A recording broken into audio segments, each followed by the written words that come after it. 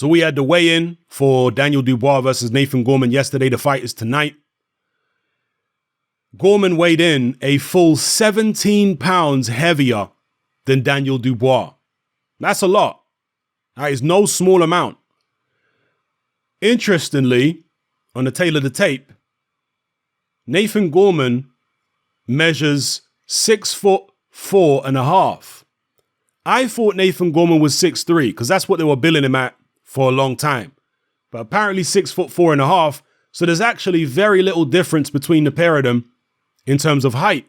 And I do think that that's significant, at least in my mind, because in my mind, this was a much shorter guy, a guy who was, 2 inches shorter. I say it's 2 inches is not much shorter, but, it's a decent amount, I guess. So I thought this was going to be a far shorter guy against a taller guy. And the reason I say this is because this is a 50-50 fight. We don't know that much about Dubois or Gorman because neither man has really been seriously tested. So any prediction is really going to be a stab in the dark. And I'm going to take a stab in the dark. And I'm going to pick Daniel Dubois to win this fight on points. I'd be more confident in Dubois winning on points if Gorman was actually 6'3" as opposed to being 6'4.5". But be that as it may, I'm still going to take a stab in the dark and say Dubois beats him on points. What is my rationale behind this? I look at the Dubois-Tom Little fight, and obviously Nathan Gorman is a hell of a lot better than Tom Little. But he has similar dimensions to Tom Little, including the reach, okay? And in the Tom Little fight, Daniel Dubois fought it at long range. He used his longer arms, the longer reach, to keep Tom Little on the end of a jab and then force Tom Little to make mistakes in order to try and get past that long jab. Little was having to take chances, and in taking chances, he made mistakes, and Dubois was able to capitalize and punish him. I'm expecting a similar performance here from Daniel Dubois. I'm expecting Daniel Dubois to try and box at long range, use the very heavy jab that he's got, and basically force Gorman to make the fight, force Gorman to try and come at him. And when Gorman tries to come at him, bam, he's going to hit him down the pipe with right hands. Now, I could be totally wrong. Again, I haven't seen either man in a competitive fight yet. Maybe Daniel Dubois got chin issues. Maybe he doesn't have the heart to be in a 50-50 fight, a life and death struggle, where he's behind on the cards and he's been hurt, maybe been down. Maybe he doesn't have the heart to come through it. Or maybe he does. I don't know. Maybe he's more easily befuddled than I realize. Okay? So this is kind of a stab in the dark. And I would be more confident if Dubois had a few extra inches in height on Gorman.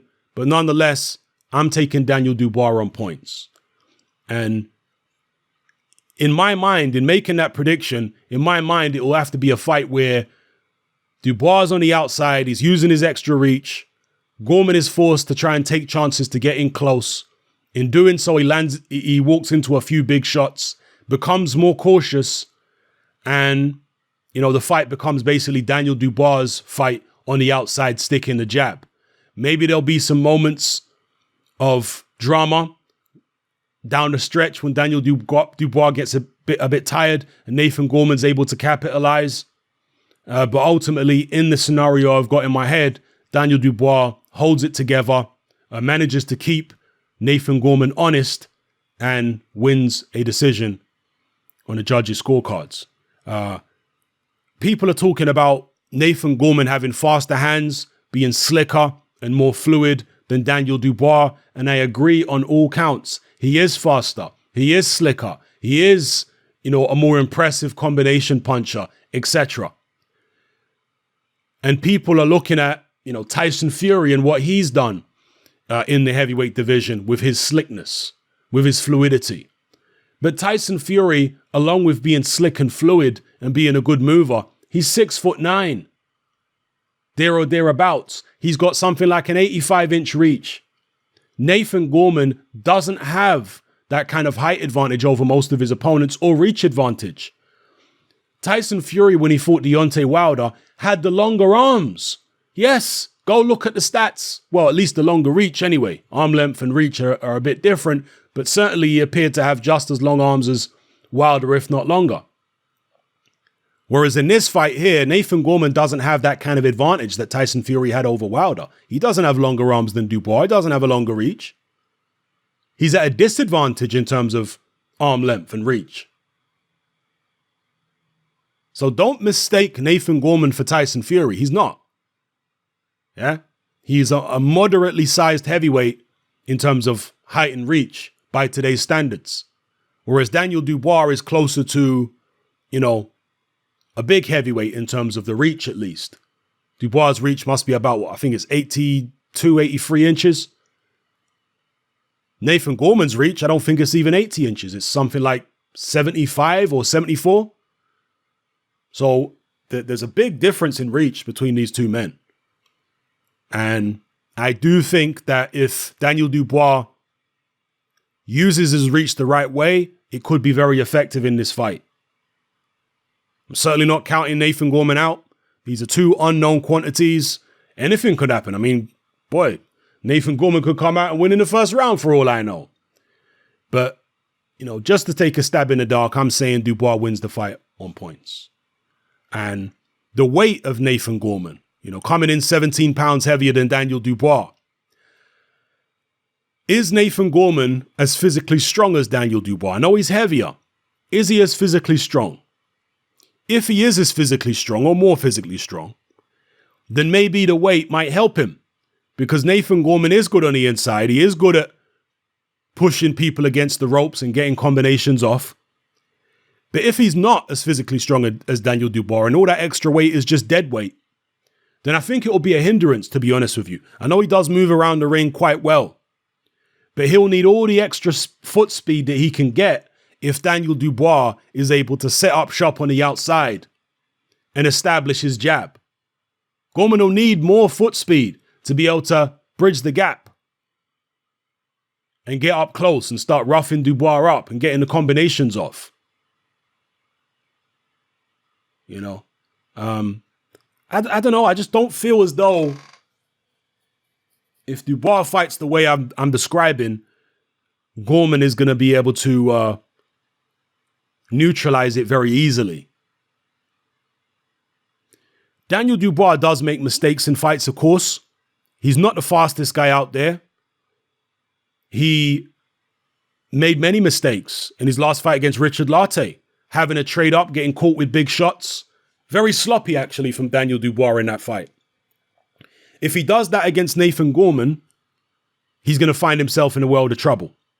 Because Nathan Gorman has much better technique than somebody like a Richard Lartey. And if they're exchanging, I wouldn't be surprised in a situation like that if it's Gorman who gets the better of it. But I'm going to go out on a limb and say Daniel Dubois is going to be a lot more careful in this fight. And he's not going to involve himself in reckless exchanges. At least not early on. Maybe when he's going for the finish. And, maybe if he's going for the finish, he'll leave himself vulnerable. Dubois' attacks, apart from when Dubois is on the outside, his attacks when he goes for you, when he pins you up against the ropes, they are quite crude. Let's be real about it. They are quite crude. But effective. He's physically strong, hits hard, heavy-handed. Crude but effective. But in those situations, especially early in the fight when Gorman is fresh, he will leave himself vulnerable if he decides to fight like that. Try and push Gorman back and come with these big clubbing shots. Gorman's going to catch him. So for Daniel Dubois to win on points, he's going to have to box the way that I'm envisioning him in my head, which is similar to how he boxed against Tom Little. You notice in the Little fight, he didn't come in reckless for the first few rounds against Tom Little. It was all on the outside. It was all off the jab.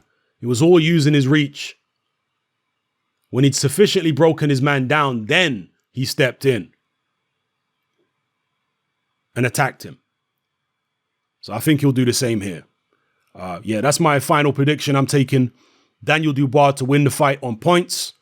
And the reason I'm saying on points rather than stoppage is because I'm going to give Gorman, who is young, who is fresh, who does have ring experience with Daniel Dubois, when they were amateurs sparring, I'm going to give him the benefit of the doubt and say he probably can take a shot. Okay, I've seen no evidence that he can or can't, so it's a stab in the dark. But I'm going to say he probably can take a shot and probably does have the energy and the experience against Daniel Dubois from those sparring sessions to be able to see out the 12 rounds without getting stopped. So that's my prediction on it. Could be wrong. You know, when you're dealing with fighters who are really untested and unproven like these two, you never really know what you're going to get. You know, it's like Forrest Gump. Life is like a box of chocolates. Well, this fight is like a box of chocolates. You never know what you're going to get.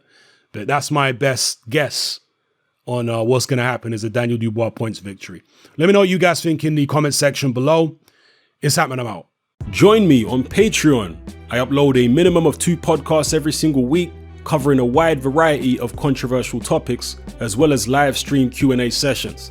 Take a look on screen right now at some of the podcasts I've produced so far. For just $3 a month, the equivalent of about £2 a month, you get access to all my new podcasts and my entire back catalogue of past podcasts, including my popular Confessions of a Nightclub Bouncer series. You can listen on your computer or on your smartphone or tablet by downloading the Patreon app from the Google Play Store or the App Store for free. The Patreon app also allows you to download each podcast in MP3. For less than the price of a cup of coffee, you get access to dozens of hours of exclusive content. It's easy to sign up, there's no contract, and you can cancel at any time. So come and join our community of free and critical thinkers by signing up with me here on Patreon today.